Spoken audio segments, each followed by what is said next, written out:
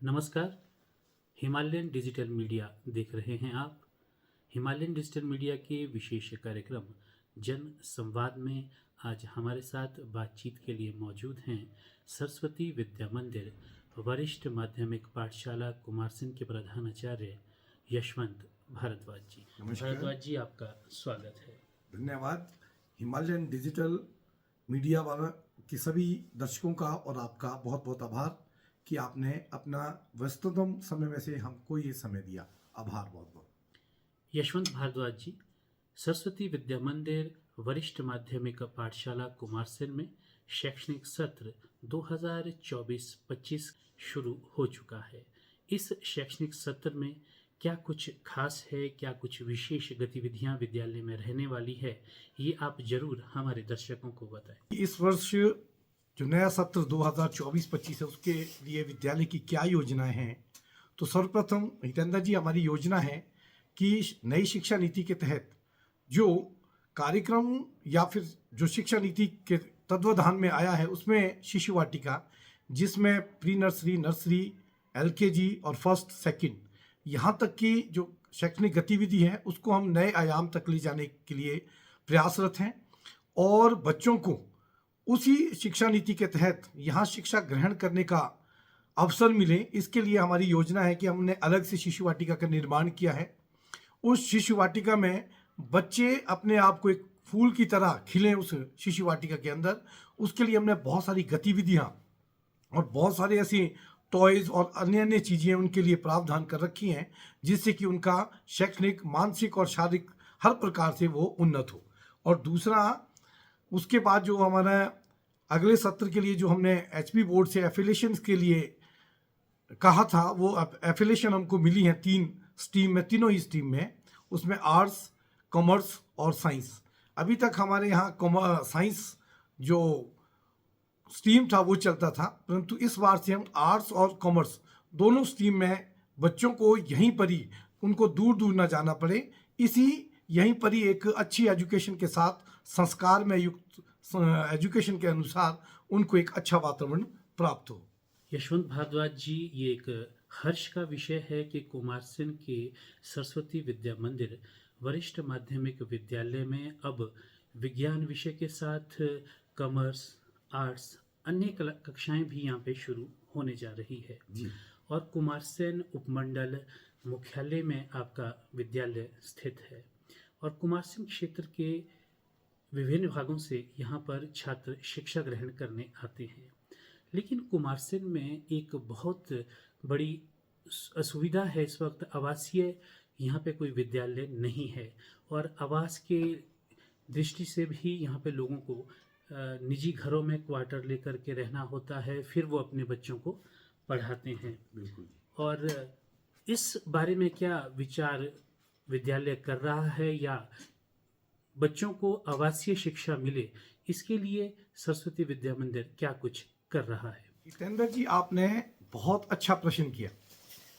इस विषय में शिक्षा समिति पिछले कई वर्षों से प्रयासरत हैं और वो जगह जगह ऐसे विद्यालयों का निर्माण कर रही हैं जिसमें वहीं पर ही पूरी सुविधा हॉस्टल से, यानी कि छात्रावास से संबंधित ऐसे अभिभावकों को अपने बच्चों को बाहर भेजने से, क्योंकि उनको ये रहता है कि अपने घर पर जाना है, घर से वापस आना एक व्यक्ति घर का उस छात्र भैया बहन के साथ होता है।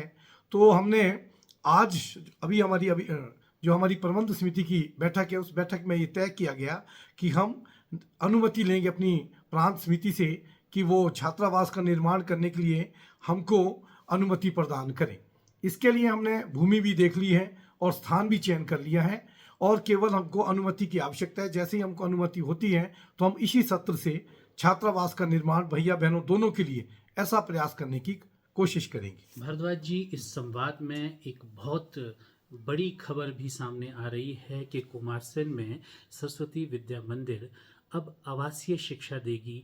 यहाँ पर आवासीय सुविधा रहेगी, छात्रावास की सुविधा होगी और ये इस शैक्षणिक सत्र में भी आपने कहा कि ये हो सकता है।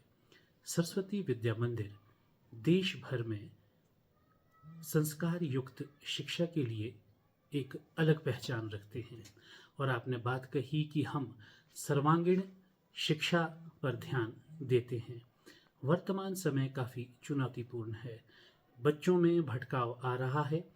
तो इन सभी चुनौतियों के मद्देनज़र सरस्वती विद्या मंदिर कुमारसैन में ऐसी क्या खास गतिविधियां या ऐसी क्या खास तैयारियां हो रखी है कि जिससे बच्चों को बुराइयों की तरफ जाने से भी रोका जा सके और उन्हें अपने लक्ष्य को हासिल करने के लिए भी प्रेरित किया जा सके। जितेंद्र जी, बहुत बढ़िया बात। विद्या भारती हिमाचल प्रदेश में पिछले 40 वर्षों में कार्य कर रही है। उसके लगभग 192 विद्यालय हिमाचल प्रदेश में चल रहे हैं और वर्तमान में केवल एक ही मकसद है कि जो हमारा मुख्य उद्देश्य भी है, ऐसे बालकों का निर्माण करना जो देशभक्ति से ओतप्रोत हो। उस उद्देश्य की प्राप्ति करने के लिए, क्योंकि केवल देशभक्ति बहुत बड़ा मुद्दा है और साथ में ऐसे संस्कार, ऐसे बच्चों को तैयार करना जो भविष्य की चुनौतियों का सामना सफलतापूर्वक कर सके। इसके लिए यहाँ पर संस्कार युक्त शिक्षा प्रदान की जाती है। बहुत सारे हमारे अधिकारी प्रांत के और अखिल भारतीय स्तर के ऐसे व्यक्तित्व हमारे बीच पूरे वर्ष रहते हैं जो बच्चों को किस दिशा में जाना है उस विषय के लिए तैयार करते हैं। और निरंतर, अभी पिछली बार की यदि मैं बात बताऊं आपको, तो पिछली बार जैसे हमारी खेल कूद प्रतियोगिता होती है, साइंस के कंपटीशंस होते हैं, तो खेल कूद प्रतियोगिता में हमारा एक छात्र हिमाचल का प्रतिनिधित्व करते हुए उसने बड़ौदा में बैडमिंटन में अपना परचम लहराया। और साथ में ऐसे जो साइंस की एक्टिविटीज़ होती हैं उसमें भी हमारे बच्चों ने हमारे नॉर्थ यानी कि उत्तर क्षेत्र तक, वहाँ पर जो प्रतियोगिता पंजाब में हुई उसमें हमारे बच्चे अव्वल रहे। यदि आप बोर्ड परीक्षाओं की बात करें तो मुझे लगता है कि बोर्ड परीक्षाओं में भी हमारे जो विद्यार्थी हैं वो अव्वल रहते हैं। ये कारण केवल इतना ही है क्योंकि जो हम वातावरण यहाँ बच्चों को देते हैं, उस वातावरण में जो व्यक्ति, जो अभिभावक और जो बालक सहजता से इसको अपना लेता है तो निश्चित तौर पर उसका सर्वांगीण विकास निश्चित होता है। सरस्वती विद्या मंदिर में हिंदी भाषा के विशेष शब्दों का भी प्रयोग किया जाता है। जैसे छात्र छात्राओं में भैया बहन, भाई बहन कहने का संस्कार दिया जाता है। विद्यालय के सभागारों के नाम महापुरुषों के नाम पर रखे जाते हैं। इसी प्रकार से आपने विद्यालय में एक शुरुआत की है शिशु वाटिका की। तो शिशु वाटिका से एक गुरुकुल परंपरा का भी ध्यान आता है। तो क्या कुछ खास रहता है शिशु वाटिका में? और इस वक्त शिशु वाटिका आकर्षण का केंद्र भी बनी है, तो ऐसी क्या खास सुविधाएं हैं शिशु वाटिका में? आप जरूर हमारे दर्शकों को और खासकर उन अभिभावकों को बताएं जिनके बच्चे अब स्कूल की तरफ जाने वाले हैं। हितेंद्र जी, जो शिशु वाटिका है ये एक अखिल भारतीय, जो हमारी विद्या भारती है, उसके जो अधिकारी हैं उन्होंने एक गहन चिंतन करते हुए इस विषय पर कि किस प्रकार से बालक का निर्माण हो, इसका एक प्रारूप बनाया और प्रारूप भारत सरकार को भी भेजा। प्रारूप इतना बेहतर था कि भारत सरकार ने उसको सहजता से स्वीकार किया और आज पूरे भारत में वो सिस्टम सरकारी विद्यालयों में भी लागू किया जा रहा है 2020 की शिक्षा नीति के तहत। तो इस शिक्षा नीति में जो शिशु वाटिका पर बहुत अधिक फोकस किया गया है, ये शिशु वाटिका हमारी प्री नर्सरी से 2nd क्लास तक होगी। इस शिशु वाटिका में बच्चों को खेल खेल के माध्यम से कैसे वर्तमान चुनौतियां और भविष्य की चुनौतियों को किस प्रकार से उन्होंने उसके लिए तैयार रहना, इस की जो शिक्षा है वो शिशु वाटिका से प्रारंभ हो जाती है। और शिशु वाटिका में जैसे इस बार हम उनके विकास के लिए एक ऐसी योजना लेकर के आए हैं, जैसे उसमें जंपिंग का होगा, उसमें स्लाइडिंग का होगा, उसमें अलग तरह से किस प्रकार से मोतियों को गिनना, जिससे उसकी कंसंट्रेशन, उसका ध्यान बहुत अच्छा बने। तो ऐसी बहुत सारी क्रियाकलाप वहाँ होने वाली है। तो आशा करता हूँ सभी अभिभावकों से कि वो एक बार विद्या मंदिर की तरफ रुख करेंगे और अपने बच्चों का किस प्रकार से संस्कार युक्त होकर के वो भविष्य की चुनौतियों का सामना करेंगे। और मुझे विश्वास है पूरा इस क्षेत्र पर कि वो आगे बढ़ कर के अपने बच्चों को और जो त्रुटियां से किस प्रकार से बचें, इसके लिए जो अगली क्लासेस हैं उसमें हमारी बहुत सारी गतिविधियां चलती रहती हैं। जैसे उसमें हाउस वाइज जो गतिविधियां वो चलती हैं, उसमें साइंस की अलग गतिविधियां हैं, उसमें ड्राइंग की अलग गतिविधियां हैं। ऐसी विभिन्न विभिन्न प्रकार की गतिविधियां, खेल की गतिविधियां तो निरंतर चली रहती हैं। तो ये केवल इसलिए कि उसको एक तरफ का ध्यान लगाने के लिए शिशु वाटिका के साथ साथ ऊपर की क्लासों में भी बच्चों पर पूर्ण ध्यान दिया जाता है। यशवंत जी, संस्कृत सभी भाषाओं का मूल है और सरस्वती विद्या मंदिर में संस्कृत भाषा को प्राथमिकता दी जाती है। यहाँ के संस्कार युक्त वातावरण में हमने बच्चों को जो भारतीय कालगणना है उसके अनुसार जो मास हैं उनके नाम लेते हुए देखा है और वे अपने दैनिक दिनचर्या में भी हिंदी और संस्कृत का प्रयोग करते हैं। लेकिन इसके साथ साथ लोगों में एक और भ्रम जाता है कि सरस्वती विद्या मंदिर शायद हिंदी माध्यम का स्कूल है या संस्कृत माध्यम का स्कूल है या यूं कहें कि प्राचीन विधाओं का स्कूल है और जो वर्तमान आंग्ल भाषा है, अंग्रेजी भाषा है, उसके साथ सरस्वती विद्या मंदिर का संतुलन नहीं है। तो ये क्या कयास हैं या इसकी वास्तविकता क्या है? ये केवल एक भ्रम मात्र है हितेंद्र जी, क्योंकि मुझे लगता है कि कोई भी जननी उसके मूल रूप है वो संस्कृत है। आज संस्कृत को यूरोप के बहुत सारे देश अपना रहे हैं, यहाँ तक कि जर्मन ने तो अपने बहुत सारी जो वहाँ पर एक्सपेरिमेंट हो रहे हैं, आविष्कार हो रहे हैं, उनका मूल वो संस्कृत से ही ले रहे हैं। जहाँ तक भाषा की बात है कि हम अंग्रेजी की तरफ नहीं है, तो आप आइएगा, आपने देखा होगा, आपने महसूस किया होगा कि यहाँ पर अधिकतर जो हमारे डे फिक्स है कि किस दिन किस बच्चों ने किस भाषा में बातचीत करनी है, क्योंकि कल दिन उन्होंने चुनौतियों का सामना करना है। तो अंग्रेजी में आप हैरान होंगे कि अभी हमारे 10th के पेपर हुए हैं जो पिछले वर्ष हुए हैं 2023-24 के सत्र में, तो या फिर आप कहिए कि +2 के जो साइंस स्ट्रीम में था तब तक, तो उसमें जो परीक्षाएं हुई उसमें हमारे बच्चों ने जो इंग्लिश की पेपर है उसमें 99-98% मार्क्स लिए हैं। तो ये अपने आप में केवल कयास से लोगों के अंदर भ्रम की स्थिति पैदा करने वाली बात है। मुझे लगता है कि इस भ्रम से, क्योंकि आप देखिए कि बहुत सारे ऐसे, ग्रीस एक देश था जिसने अपनी मूल संस्कृति को छोड़ करके दूसरी संस्कृति अपनाई और वो खत्म हो गया। आज उसी का ही उदाहरण हम इजराइल से लेते हैं।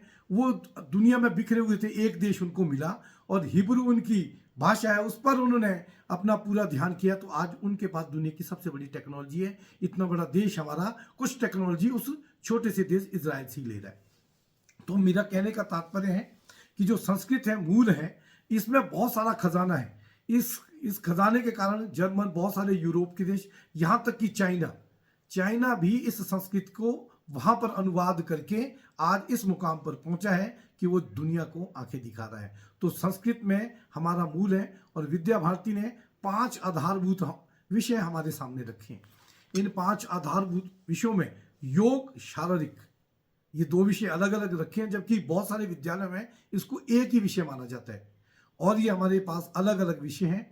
और इसके बाद हमारी जो प्राचीनतम भाषा है संस्कृत, उसको भी बहुत महत्व दिया गया है। ऐसी नैतिक शिक्षा दी गई है और नैतिक शिक्षा के कारण कि किस प्रकार से संस्कार उत्पन्न हो बच्चों में, ये सब हमारे बीच एक 5 आधारभूत विषयों के तहत विद्या भारती ने हमारे संकल्पना की है और उसको हम आगे बच्चों तक बढ़ा रहे हैं। एक और विशेष बात कही जाती है सरस्वती विद्या मंदिर को लेकर के कि रोजाना सुबह आपका प्रार्थना सत्र काफ़ी लंबा चलता है और उसके क्या कोई लाभ हैं या हानि है या कुछ उसमें ऐसा कुछ क्या विशेष होता है कि वो प्रार्थना सत्र को आप प्रमुखता से हर विद्यालय में इस परंपरा को निभा रहे हैं? ये सबसे अहम प्रश्न पूछा आपने। बहुत सारे बच्चे जब यहाँ से जाते हैं, जो प्रारंभ में हमारे पास आते हैं, तो शायद अभिभावकों के पास ये बात करते हैं। मुझे लगता है कि सुबह का जो सत्र है, जो हमारी वंदना सत्र है, उसके माध्यम से वो इसलिए लंबा है, उसमें सारी हमारी जो परंपराएं हैं, जो सिस्टम्स हैं, किस प्रकार मंत्रों के उच्चारण से हम अपना दिन का जो प्रारंभ करते हैं, उसमें हम प्रातः स्मरण करते हैं। प्रातः स्मरण में हमें कहा भी गया है कि यदि आपको अपना हाथ देख करके अपना दिन की शुरुआत करते हैं तो दिन आपका बहुत अच्छा निकलता है। तो उसका सीधा सीधा जो प्रभाव है वो हमारी एकाग्रता पर भी पड़ता है।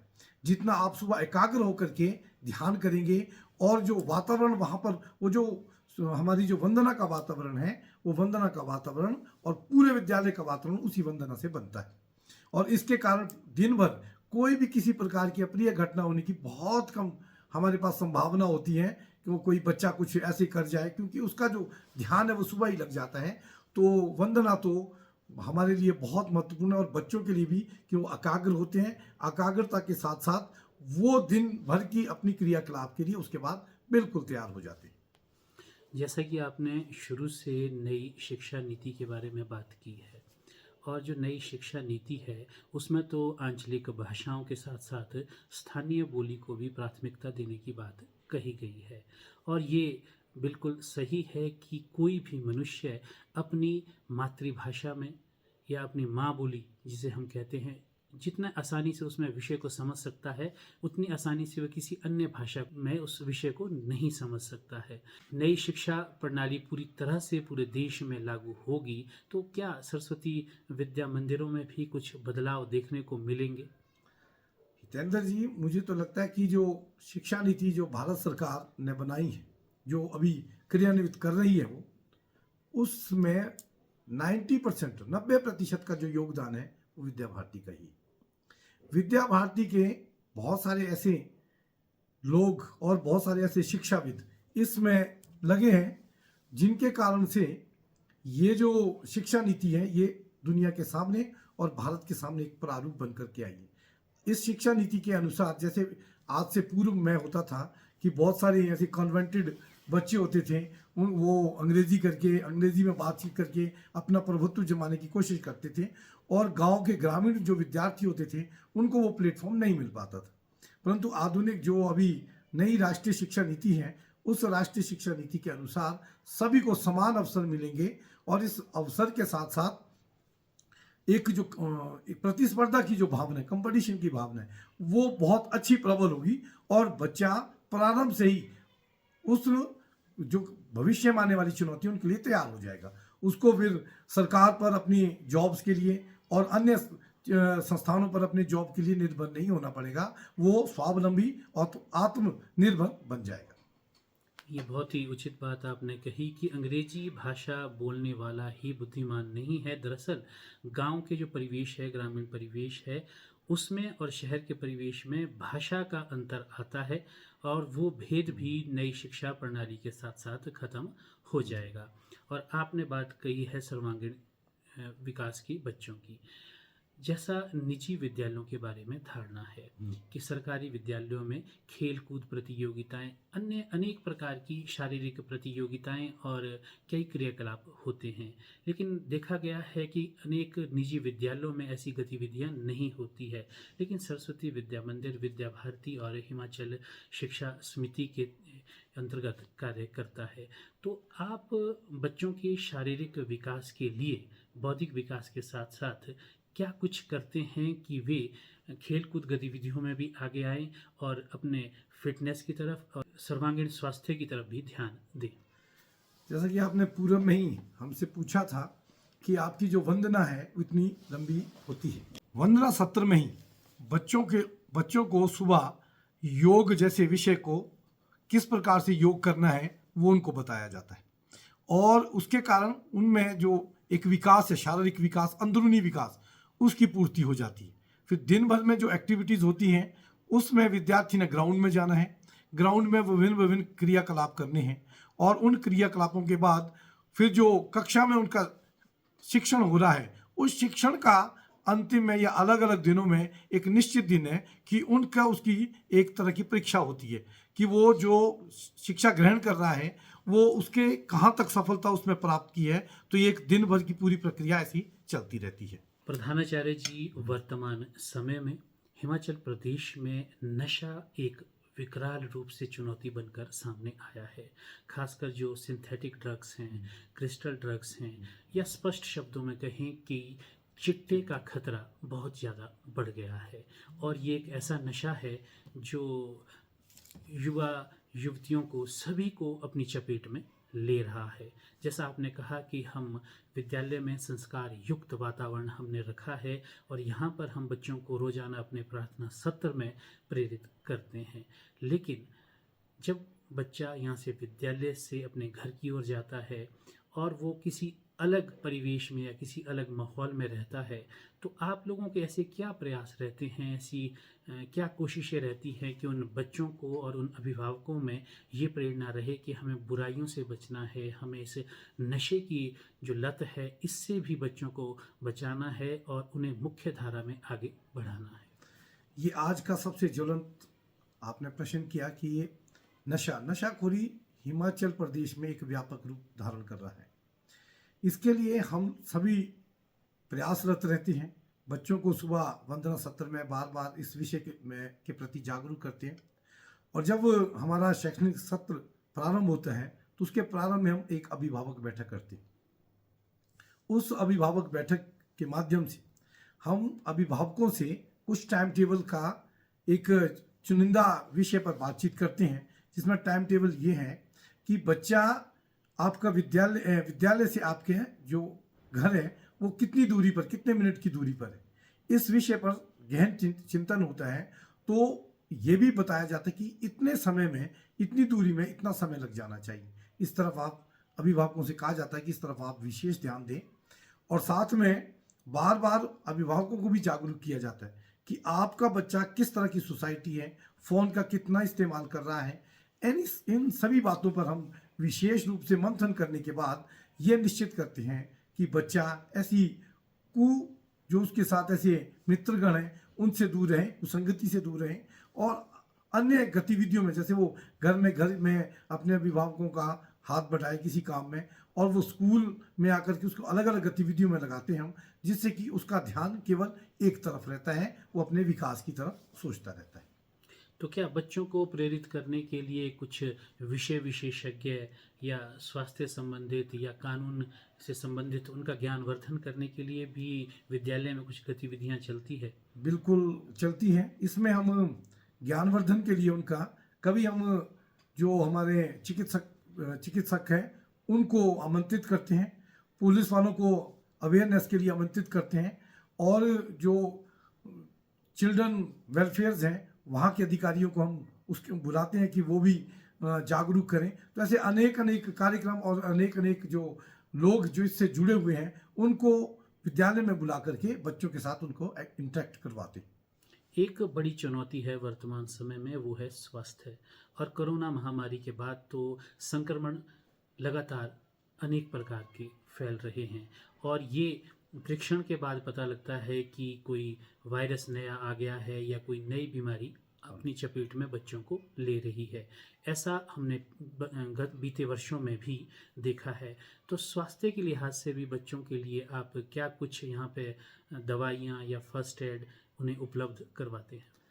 बिल्कुल, हम फर्स्ट एड उपलब्ध करवाते ही हैं, और साथ में हम ये भी व्यवस्था करते हैं कि उनका जो भोजन है वो पौष्टिक हो, और हम सभी जो हमारा अर्धावकाश से पहले वाला जो कालांश होता है, पीरियड होता है, उसमें जो अध्यापक वहाँ पर शिक्षा दे रहे हैं उनसे विशेष आग्रह किया गया होता है कि वो वहाँ पर लंच करने से पूर्व बच्चों के सभी लंच चेक करेंगे, और वो तब तक उनके साथ ही लंच करेंगे, और वो चेक भी करेंगे उन बालकों को कि किसी ने कम लाया या किसी ने छोड़ दिया है। हमारी एक क्राइटेरिया कि किस एज तक कि बच्चे ने कितना भोजन लाना है, किस एज तक कितना भोजन लाना है। तो उस क्लास के हिसाब से हमने तय कर रखा है कि एक बच्चे की आवश्यकता कितनी होती है। तो इसके कारण उनका जो वास्तव में जो कुरकुरे हैं, जो दूसरी चीज़ें, जो पैक्ड बंद जो फूड जो बाज़ार में उपलब्ध होता है, उनसे बचाने के लिए भी हम बच्चों को बार बार प्रेरित करते रहते हैं, उनको जागरूक करते रहते हैं। जैसा कि आपने विभिन्न पहलुओं पर चर्चा की, वर्तमान में आप सरस्वती विद्या मंदिर कुमारसेन के प्रधानाचार्य हैं। जब कुमारसेन उपमंडल नहीं था, मात्र एक तहसील मुख्यालय था, उस वक्त ये पहला निजी विद्यालय यहाँ पर खोला गया था। तो कितना लंबा समय हो चुका है और इस विद्यालय का और कितना लंबा अनुभव है, और जो यहाँ के स्थानीय लोग हैं उनका इस संस्था के प्रति कितना विश्वास है? ये जो विद्यालय है ये मार्च 1987 में प्रारंभ हुआ था, और एक आज तक निरंतर है, और मुझे लगता है कि यहाँ के जो अभिभावक हैं या फिर इस प्रबुद्ध जनता है, उनका विश्वास इस विद्यालय पर बहुत अधिक है, क्योंकि उनको मालूम है कि यहाँ संस्कार, यहाँ की शिक्षा सर्वोत्तम है, यहाँ की अदर जो एक्टिविटीज़ हैं, जो क्रियाकलाप हैं, वो सबसे बेहतर हैं। तो इस अभी तक भी उन्होंने देखा होगा कि हमारे जो पूर्व में जो छात्र इस संस्थान से निकले हैं, वो विभिन्न विभिन्न क्षेत्रों में और विभिन्न विभिन्न जगहों में अपना परचम लहरा रहे हैं। बहुत सारे डॉक्टर्स हैं, बहुत सारे ऐसे अलग अलग संस्थाओं में काम कर रहे हैं, बहुत सारे एडमिनिस्ट्रेटिव जॉब कर रहे हैं, बहुत सारे वैज्ञानिक भी हैं, यानी कि DRDO जैसे संस्थान में भी हमारे इस विद्यालय से पढ़े विद्यार्थी काम कर रहे हैं। ऐसे बहुत संस्थानों में काम कर रहे हैं। तो यहाँ के पूरी जो प्रबुद्ध जनता है, उसका पूर्ण विश्वास और पूर्ण जो एक विश्वास है वो इस संस्थान पर बिल्कुल है। जैसा कि आपने कहा कि आपके संस्थान से अनेक विद्यार्थी जो हैं इस वक्त सरकारी और गैर सरकारी स्तर पर अपनी सेवाएं दे रहे हैं और काफ़ी वे सफल रहे हैं अपने जीवन में। ये आपके विद्यालय की सफलता को भी दर्शाता है और स्थानीय लोगों का भी एक रुझान है सरस्वती विद्या मंदिर की ओर। तो अब ये सत्र शुरू हो गया है और लोग प्रवेश के लिए यहाँ पे आ रहे हैं, तो आप इस कार्यक्रम के माध्यम से क्या संदेश देना चाहेंगे अभिभावकों को कि वे सरस्वती विद्या मंदिर में ही अपने बच्चों का प्रवेश क्यों करवाएं? सरस्वती विद्या मंदिर एक व्यापक संस्थान है और यहाँ कहीं भी आप हमारे विद्यालय देखेंगे तो वो इस ऐसी एक तरीके से बनाए गए होते हैं जहाँ पर आप उन विद्यार्थियों को खुला वातावरण मिलता है। क्लासरूम बहुत बेस्ट हैं और आधुनिक तरीके से आप देखेंगे हमारे क्लासरूम में सारे डिजिटल, हमारे बहुत सारे ऐसी डिजिटल तरीके से उनको पढ़ाई करवाई जाती है। और इसके लिए हमने एक नए तरीके से को करने के लिए हमने बड़े बड़े से जो स्मार्ट क्लासेज हैं उनको भी लगवाया है। तो उसके माध्यम से भी बच्चों को आधुनिक शिक्षा कैसे प्रदान की जाती है, इस हेतु भी हम काम करते हैं। तो मेरा तो सभी इस क्षेत्र के अभिभावकों से और दूर दूर के जो अभिभावक कुमारसैन आना चाहते हैं उन सब से अनुरोध है और उनसे कह रहा हूँ कि वो आप अपने बच्चों का प्रवेश सरस्वती विद्या मंदिर वरिष्ठ माध्यमिक विद्यालय कुमारसैन में करवाएं। आप जो भविष्य के लिए सोच रहे हैं विद्यार्थियों के, अपने बच्चों के लिए, अपने जो आपके बालक हैं उनके लिए, तो निश्चित तौर पर इस विद्यालय में वो पूर्ति संभव है। तो आशा करता हूँ कि आप सभी हमारी इस पहल को लेकर के इस विद्यालय की तरफ आकर्षित हों और यहाँ पर अपने बच्चों के सर्वांगीण विकास हेतु उनका प्रवेश सरस्वती विद्या मंदिर वरिष्ठ माध्यमिक विद्यालय कुमारसैन में करवाएं। किसी भी देश और समाज के लिए सबसे महत्वपूर्ण है शिक्षा और स्वास्थ्य। तो आपने शिक्षा और स्वास्थ्य दोनों ही विषय पर खुल कर के बात की। तो दर्शकों, आज हमारे साथ थे बातचीत के लिए सरस्वती विद्या मंदिर वरिष्ठ माध्यमिक विद्यालय के प्रधानाचार्य यशवंत भारद्वाज जी, आपने खुलकर हर विषय पे बात की और अपने संस्थान के बारे में हमारे दर्शकों को और खास करके कुमारसैन क्षेत्र के अभिभावकों को जानकारी दी। आपका बहुत बहुत धन्यवाद। बहुत बहुत आभार हितेंद्र जी। आपसे आशा करते हैं कि भविष्य में भी आप हमें समय देंगे। धन्यवाद। तो दर्शकों, देखते रहें हिमालयन डिजिटल मीडिया और प्रयास करेंगे किसी और संस्थान में जाकर के वहाँ के बारे में जानकारियाँ आपसे साझा करने की। तब तक के लिए जुड़े रहें हिमालयन डिजिटल मीडिया के साथ। नमस्कार।